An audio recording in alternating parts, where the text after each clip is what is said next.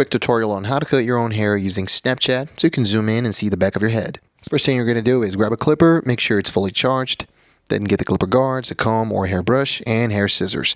Then get a vacuum because you're going to make a mess. And for the simple haircut, guys, I'm going to be using a 5 on the sides and then a 4 to give it that final touch. And the secret formula is you're going to open Snapchat, zoom in with one finger, or you can pinch to zoom to kind of leave it like that. Hold it to the mirror, and you got a perfect magnified view of the back. There you go. Game changer for cutting it accurately. As you can see, it looks I got the job done, you know what I'm saying? I saved myself some money. And you can vacuum, so we're going to be making a mess, so you can do it at every 2 minutes. And I'm going to do it with the number 3 just so you can get the bottom of it, guys. Just the very bottom. And it looks high, as you can see. And look, it looks cool. Got the job done, saved myself some money, you know what I'm saying?